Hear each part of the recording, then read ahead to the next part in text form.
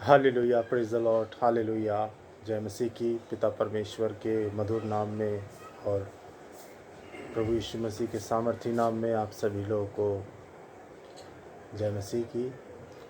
और मैं परमेश्वर का खादिम रेवरेंड सनी मसीह एक बार फिर आपके सामने खुदावन के कलाम को लेके आपके बीच में आया हूँ।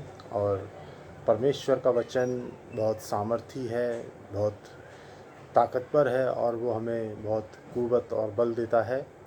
और परमेश्वर के वचन में रोमियो की पुस्तक को मैं बीते दिनों पढ़ रहा था और परमेश्वर के कलाम में एक बात मैंने सीखी और जिससे बीते दिनों में परमेश्वर ने मुझे बहुत आशीष और बहुत बरकत से नवाजा। और मैं चाहता हूँ कि जो बात मैंने परमेश्वर के वचन से सीखी है, जो बात मैंने खुदा के कलाम से हासिल करी, उस बात को मैं आप तक पहुंचा सकूं। और जैसा कि खुदावन के पवित्र वचन में लिखा हुआ है, अगर आप पढ़ते हैं रोमियो की पुस्तक उसका 8वां अध्याय और उसके 28वें पद को अगर आप निकाल के पढ़ते हैं तो उसमें इस प्रकार से लिखा हुआ है। रोमियो की पुस्तक उसका 8वां अध्याय और उसके 28वें पद में इस तरीके से लिखा हुआ है। हम जानते हैं कि जो लोग परमेश्वर से प्रेम रखते हैं उनके लिए सब बातें मिलकर भलाई को उत्पन्न करती हैं। हालेलुया। बाइबल में लिखा हुआ है कि हम सब जानते हैं कि जो लोग परमेश्वर से प्रेम करते हैं उनके लिए सब बातें मिलकर भलाई को उत्पन्न करती हैं। और आज की डेट में हर शख्स, हर ख़ानदान, हर परिवार के लोग, हर बहन भाई, हर एक शख्स ये चाहता है कि खुदा की भलाई मेरे परिवार में दिखे, मेरे बच्चों में दिखे, मेरे काम में दिखे, मेरे बिजनेस में दिखे, मेरे घर के कोने कोने में खुदा की भलाई दिखे। और कई बार बहुत से लोगों की ये कंप्लेंट होती है कि हम इतने दिन से खुदा के घर जा रहे हैं, हम इतने दिन से खुदा में विश्वास करते हैं, हम जो कि 7 पुस्तों से हम क्रिश्चियन हैं और जो कि हम रेगुलर चर्च जाने वाले हैं, इसके बावजूद भी हमारे जीवन में परमेश्वर की भलाई नहीं दिखाई दे रही। अक्सर लोगों की ये कंप्लेंट होती है। लेकिन परमेश्वर के कलाम में तो कुछ और लिखा हुआ है कि इस लिए हम जानते हैं कि जो लोग परमेश्वर से प्रेम करते हैं उनके लिए सब बातें मिलकर भलाई को उत्पन्न करती हैं। इसका मतलब ये है कि अगर आप चाहते हैं कि परमेश्वर आपके बच्चों में अपने भलाई को दिखाए, आपके जीवन में अपनी भलाई को दिखाए, आपके कारोबार में अपनी भलाई को दिखाए, आपके घराने में अपनी भलाई को उत्पन्न करे, तो उसके लिए आपको एक काम करना पड़ेगा कि आपको परमेश्वर से प्रेम करना पड़ेगा। क्योंकि लिखा है कि परमेश्वर से जो लोग प्रेम करते हैं उन्हीं के लिए परमेश्वर अपनी भलाई को पैदा करता है। हालांकि बाइबल में लिखा हुआ है कि जो मुझसे हे खुदा कहते हैं उनमें से हर एक कोई जो कि मेरी बादशाहत में दाखिल नहीं होगा, लेकिन वही होगा जो मेरे बाप की मर्ज़ी पर चलता है, या यूँ कह लीजिए जो मेरे बाप से मोहब्बत रखता है वही परमेश्वर की बादशाहत में जाएगा। आए खुदा बहुत से लोग परमेश्वर को कहते हैं। जो लोग जानते हैं वो भी आए खुदा कहते हैं, जो लोग नहीं जानते वो भी आए खुदा कहते हैं, जो लोग साल में 3 बार चर्च जाते हैं वो भी आए खुदा कहते हैं। लेकिन परमेश्वर हर किसी के जीवन में अपनी भलाई को नहीं दिखाएगा, लेकिन परमेश्वर उनके जीवन में अपनी भलाई को दिखाएगा जो उससे प्रेम करते हैं। हालेलुया। जो अपने बच्चों से ज़्यादा, जो अपने जिस्म से ज़्यादा, जो अपनी नौकरी से ज़्यादा, जो अपने रिश्तेदारों से ज़्यादा, जो अपने दोस्तों से ज़्यादा, जो अपनी दुनियावी चीज़ों से ज़्यादा जो परमेश्वर से प्रेम करते हैं, खुदा उनके जीवन में अपनी भलाई को उत्पन्न करता है। बाइबल में लिखा हुआ है, अगर आप रोमियो की पुस्तक उसका 8वां अध्याय और इसके 3रे पद को अगर आप निकाल के पढ़ते हैं, रोमियो की पुस्तक उसका 8वां अध्याय और इसके 3रे पद में कुछ पहला कुरिन्थियों और उसका 8वां अध्याय और इसके 3 पद को अगर आप पढ़ते हैं निकाल के, तो इसमें इस प्रकार से लिखा हुआ है, परंतु यदि कोई परमेश्वर से प्रेम रखता है तो परमेश्वर उसे पहचानता है। हालेलुया। अगर आप परमेश्वर से प्रेम करते हैं तो परमेश्वर आपको पहचानता है। और जब आप परमेश्वर से प्रेम करेंगे, आप देखिए, जब कोई जवान लड़का या जवान लड़की जब एक दूसरे से प्रेम करते हैं तो वो किसी भी बात की चिंता नहीं करते, चाहे उनको एक अपना घर छोड़ना पड़े, चाहे उनको दुनिया के खिलाफ होना पड़े, चाहे उनको अमीरी में रहना पड़े, चाहे उनको गरीबी में रहना पड़े, चाहे वो झोपड़े में रहना पड़े, लेकिन फिर भी वो एक दूसरे से प्रेम करते हैं और एक दूसरे की बातों को सहते हैं। लेकिन हम और आप कई बार परमेश्वर से उस तरीके से प्रेम नहीं कर पाते, और बाइबल बताती है कि जो लोग परमेश्वर से प्रेम करते हैं परमेश्वर उनको जानता है। हालेलुया। अगर आप फटे कपड़ों में भी अगर आप परमेश्वर के घर आ रहे हैं, परमेश्वर आपको जानता है। अगर आप टूटी चप्पल में परमेश्वर के घर आ रहे हैं, परमेश्वर आपको पहचानता है। अगर आप अगर आपका शरीर बुखार से पीड़ित है, आपका शरीर दर्द कर रहा है, आपकी जेब में पैसा नहीं है, आपके घर में खाने को नहीं है, और उस वक्त भी अगर आप परमेश्वर के घर में उपस्थित हैं, तो मैं आपको बताना चाहता हूँ खुदावंद के लोगों, परमेश्वर आपको जानता है और परमेश्वर हमारा रोना देखता है, वो हमारा बिलखना देखता है, वो हमारा विलाप देखता है, वो हमारी पीड़ा देखता है। बाइबल में लिखा हुआ है कि उसकी आंखें हर पल अपने लोगों पर लगी रहती हैं और उसके कान उनकी दुहाई पर लगे रहते हैं। अक्सर बहुत सी बार बहुत से लोग कहते हैं कि खुदा हमारे लिए कुछ नहीं कर रहा, खुदा हमारी प्रार्थना नहीं सुन रहा, खुदा हमारी दुआ नहीं सुन रहा, खुदा हमारी जो कि हमारे घराने के ऊपर शायद उसकी निगाह आप उठ गई है। नहीं नहीं, बाइबल में लिखा हुआ है कि उसका कान इतना छोटा नहीं है कि वो लोग की दुआ सुन ना पाए। बाइबल बताती है कि उसका हाथ इतना छोटा नहीं है कि वो लोग का उद्धार ना कर सके। अगर आज हमारे जीवन में खुदा का उद्धार नहीं है, अगर आज हमारे जीवन में खुदा की आशीष नहीं है, अगर उसका अनुग्रह नहीं है, अगर उसकी ब्लेसिंग नहीं है, तो मेरे को कह लेने दीजिए कि शायद हमने अब तक खुदा से उतनी मोहब्बत नहीं करी जितनी कि अब हमें करनी चाहिए थी। क्योंकि बाइबल में लिखा हुआ है कि परमेश्वर, जो लोग परमेश्वर से प्रेम करते हैं उनके लिए सब बातें मिलकर भलाई को उत्पन्न करती हैं। आपको पता है खुदावन के कलाम में लिखा हुआ है कि एक शख्स था जिसका नाम इब्राहिम था, और बाइबल बताती है कि इब्राहिम से खुदा बाप ने कहा कि आए इब्राहिम, तू अपने बाप के घर को, अपने मुल्क को छोड़कर उस देश में चले जा जो मैं तुझे दिखाऊंगा। आपको पता है ये जिक्र आपको मिलेगा उत्पत्ति की पुस्तक उसका 12वां अध्याय अगर आप पढ़ते हैं निकाल के, तो उसमें विस्तार रूप से हमें बताया गया है। लिखा हुआ है कि इब्राहिम से कहा कि तू अपने बाप के घर को छोड़कर, अपनी जन्मभूमि को छोड़कर उस देश में चले जा जो मैं तुझे दिखाऊंगा। अभी दिखाया नहीं है। और आप देखिए कि जिस वक्त खुदा इब्राहिम से ये बात कर रहा था, बाइबल बताती है कि उस वक्त इब्राहिम की उम्र 75 वर्ष की नहीं, 75 वर्ष की थी। ऐसा नहीं है कि इब्राहिम जो कि जवानी में खुदा ने उससे बात करी, और जो कि उसके जिस्म के अंदर बहुत ताकत है और उसके अंदर जिस्म के अंदर बहुत सारा बल है, तो वो अपने घर को छोड़ सकता है। लेकिन बाइबल बताती 75 साल की उम्र में, बुढ़ापे में कह रहा है कि तू अपने घर को छोड़ दे। बहुत मुश्किल बात है, बहुत कठिन, बहुत टफ चीज़ है ये। इतना सारा रिलेशनशिप, अपने बाप के घर को छोड़ना, अपनी रिश्तेदारी को छोड़ना, अपने बीवी बच्चों को छोड़ना। आपको पता है इब्राहिम ने खुदा से कोई आर्गुमेंट्स नहीं किया, इब्राहिम ने खुदा से कोई सवाल जवाब नहीं किया। अक्सर हमसे, अगर उसकी जगह हम और आप होते तो शायद खुदा से सवाल जवाब कर लेते। कहते खुदा बाप घर तो छोड़ देंगे, बाप के घर को छोड़ देंगे, बच्चों को छोड़ देंगे, बीवी को छोड़ देंगे, लेकिन रहेंगे कहाँ? खाना कहाँ खाएंगे? किसके यहाँ सोएंगे? कौन हमें देखेगा?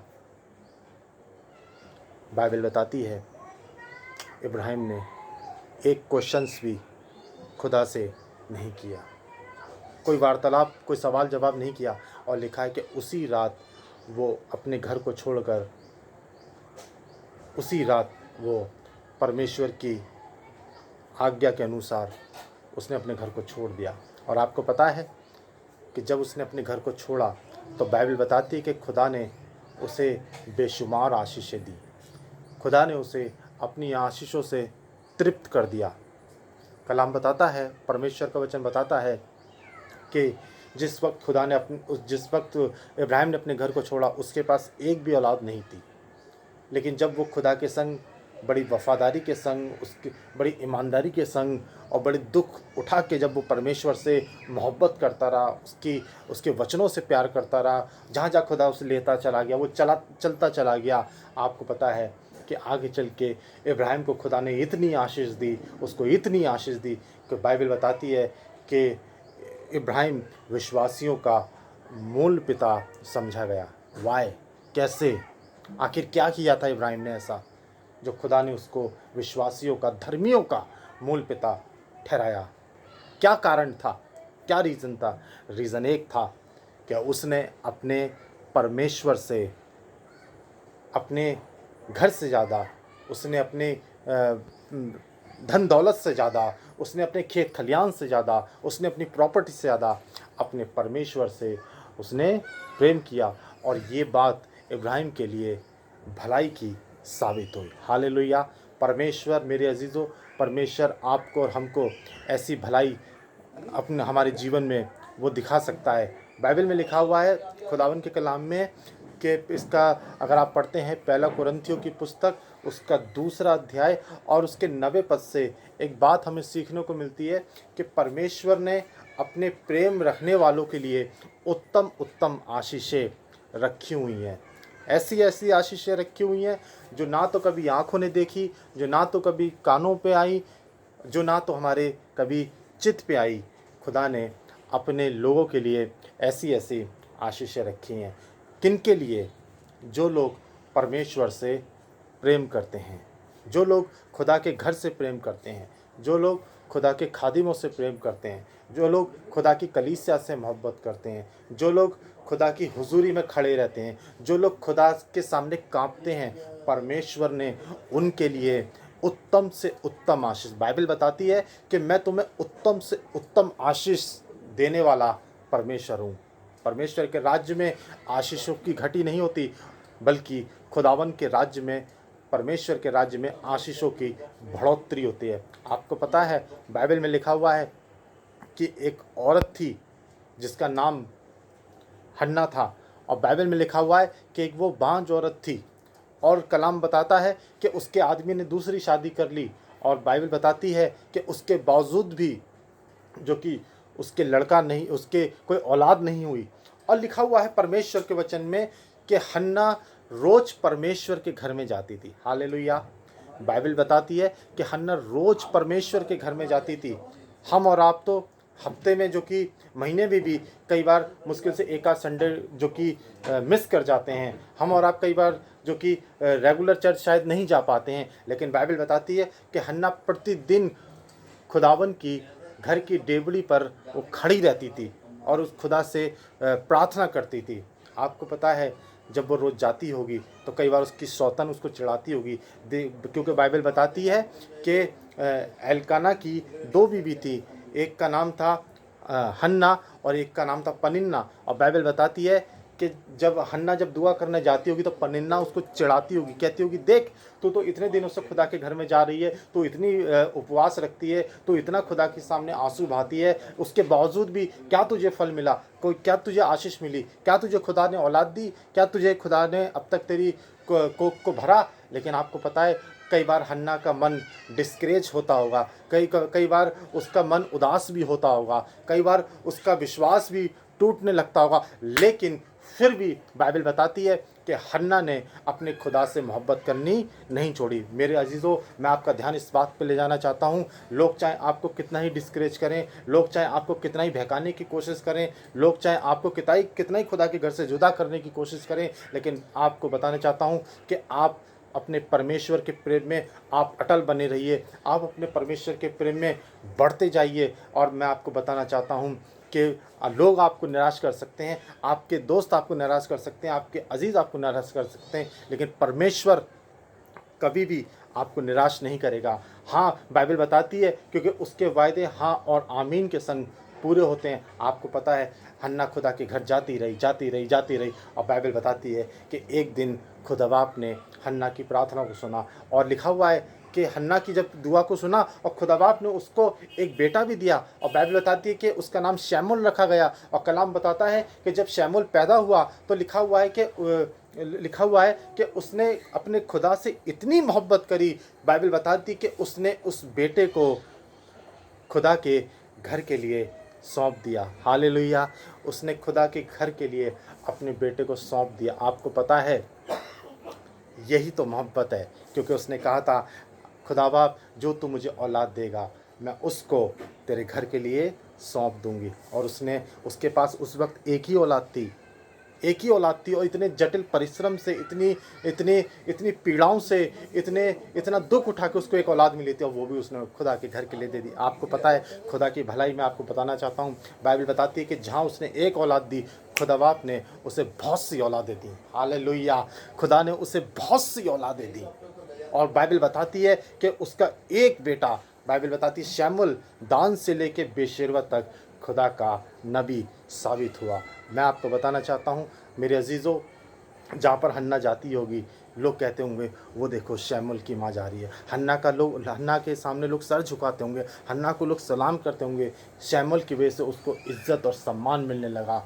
हालेलुया, बाइबल में लिखा है कि जो लोग परमेश्वर से प्रेम करते हैं उनके लिए सभी बातें मिलकर भलाई को उत्पन्न करती हैं। मेरे अजीज़ों, मैं आपको बताना चाहता हूँ कि परमेश्वर अपने पास आने वालों को कभी निराश नहीं करता। सिर्फ आप परमेश्वर से प्रेम करते रहिए। बाइबल में लिखा हुआ है, खुदावंद के कलाम में लिखा हुआ है कि प्रेम सब बातें सह लेता है। जब आप खुदा से मोहब्बत करेंगे तो आप सब बातें सह लेंगे।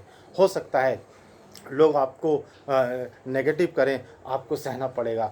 लोग आपके बारे में बुरी बुरी बातें कहें, वो भी आप सह लेंगे। लोग आपको जो कि प्रताड़ित करें, हो सकता है वो भी आपको सहना पड़ेगा। लोग आपको ताड़ना दें, वो भी आपको सहना पड़ेगा, क्योंकि मेरे और आपके यीशु मसीह ने सब कुछ सहा है। हालेलुया, सब कुछ उसने पीड़ाओं को सहा है। उसके बाइबल बताती है कि उसके सर पर कांटों का ताज रखा गया, उसके हाथों में कीलें ठोकी गई।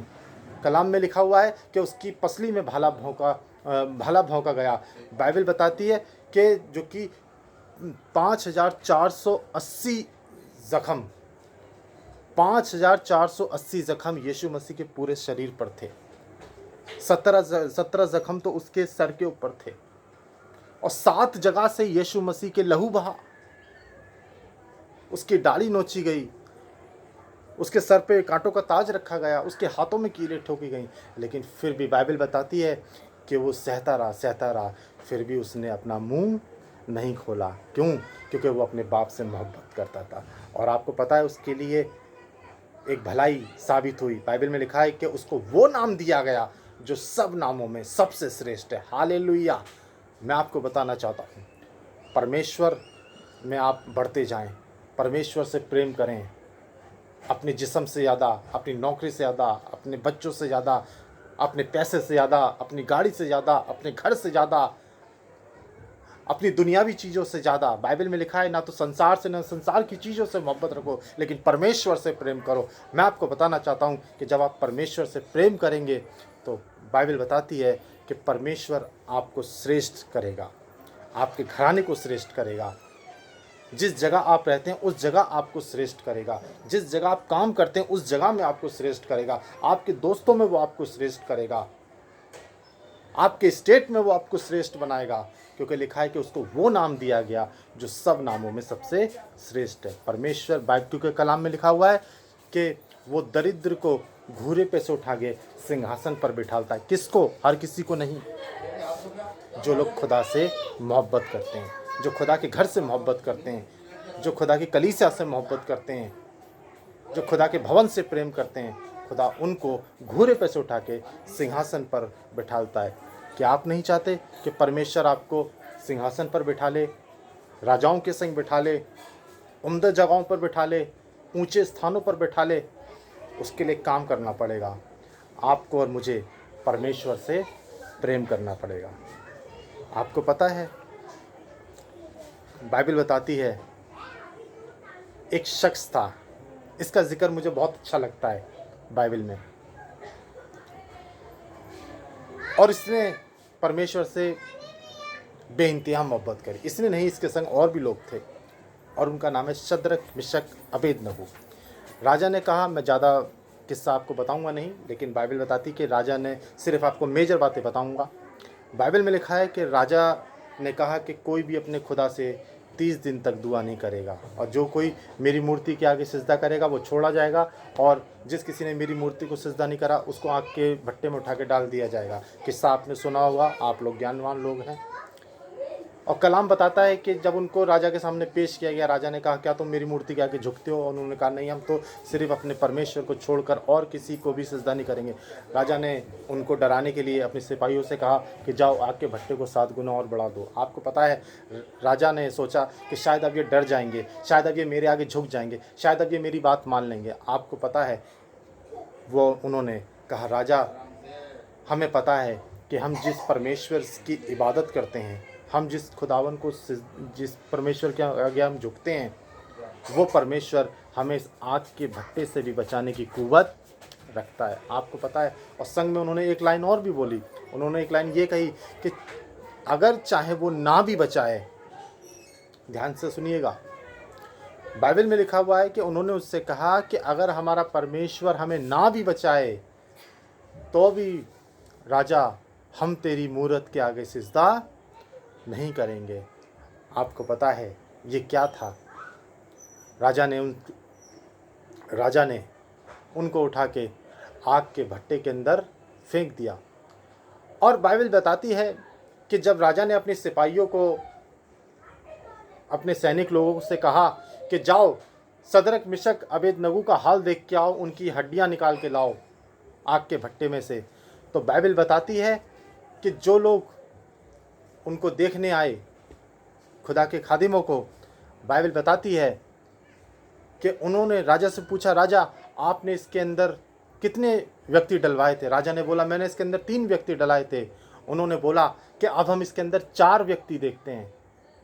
बाइबल बताती है कि वो चौथा व्यक्ति खुदा का बेटा था, जो उन तीनों की, उस खुदा के बेटे ने उनकी हिफाजत करी। आग के भट्टे में बाइबल बताती है कि वो आग के भट्टे के अंदर वो टहल रहे थे। आप देखिए, हम आग के पास 2 मिनट नहीं खड़े हो सकते। जलने की बात अलग है। हम अगर धूप ज़्यादा तेज होती है तो हम छांव ढूंढने की कोशिश करते हैं, हम ज़्यादा हीट के सामने खड़े नहीं हो सकते। लेकिन बाइबल बताती है, ना तो उनके बाल जले, ना उनकी जुराबें जली, ना उनके कपड़े जले, और ना ही उनके जिस्म पर एक खरोच आई। क्यों? क्योंकि वो अपने परमेश्वर से प्रेम करते थे, और उनके लिए ये बात उनके लिए भलाई का कारण ठहरने लगी। और आपको पता है कि जिस राजा ने उनको उठा के आग के भट्टे के अंदर डाला था, वो राजा भी कहने लगा कि अब मुझे पता चल गया कि तुम्हारा परमेश्वर ही एक सच्चा परमेश्वर है, जो अपने लोगों को आग के भट्टे से बचाने की भी कुव्वत रखता है। हालेलुया। मैं आज आपका ध्यान इस बात पे ले जाना चाहता हूँ कि अगर आज आपके जीवन में कोई आग का भट्टा है, हो सकता है बीमारी आग का भट्टा हो सकता है कैंसर आपके जीवन में आग का भट्टा हो सकता है डायबिटीज़ आपके जीवन में आग का भट्टा हो सकता है फाइनेंस की प्रॉब्लम आपके जीवन में भट्टा हो सकता है बांझपन आपके जीवन में एक आग का भट्टा हो सकता है लाखों का कर्जा आपके जीवन में एक आग का भट्टा हो सकता है झगड़े की समस्या आपके जीवन में एक आग का भट्टा हो। मैं आपको बताना चाहता हूँ कि लोग चाहे आपके विरुद्ध कितनी भी योजनाएं बना लें, आपको नाश करने की योजना बना ले, फिर भी आपका परमेश्वर आपको उस आग के भट्टे से बचा लेगा और आपको हाथों हाथ उठा लेगा। हालेलुया। क्योंकि वो परमेश्वर, बाइबल बताती है कि एक माँ अपने बच्चे को भूल सकती है, लेकिन मैं तुझे नहीं भूल सकता। वाई? क्योंकि मैंने तेरे चित्र को अपनी हथेली पर खोद के बना लिया है। हमारे माँ बाप ने हमारे चित्र को हथेली पर नहीं खोदा, हमारे दोस्त ने हमारी हथेली पर चित्र को नहीं खोदा, हमारे रिश्तेदार ने हमारे चित्र को नहीं खोदा होगा अपनी हथेली पर, हमारे अजीज़ ने हमारे चित्र को नहीं खोदा होगा, लेकिन मेरे और आपके यीशु ने अपने हथेली पर अपने चित्र को, जो कि मेरे चित्र को, आपके चित्र को उसने खोदा है, क्योंकि वो हमसे बेइंतहा मोहब्बत करता है। हालेलुया। Praise the Lord. एक माँ की तरह यीशु शांति देता है, एक माँ की तरह यीशु शांति देता है। हालेलुया। एक माँ की तरह बाइबल में लिखा है, जैसे एक माँ अपने बच्चे को शांति देती है, शांति की बातें करती है, मैं भी तुमसे वैसे ही बातें करता हूँ। वो परमेश्वर बहुत अच्छा है, वो खुदा बहुत दयालु है, अनुग्रहकारी है। खुदा आपको आशीष दे। Praise the Lord.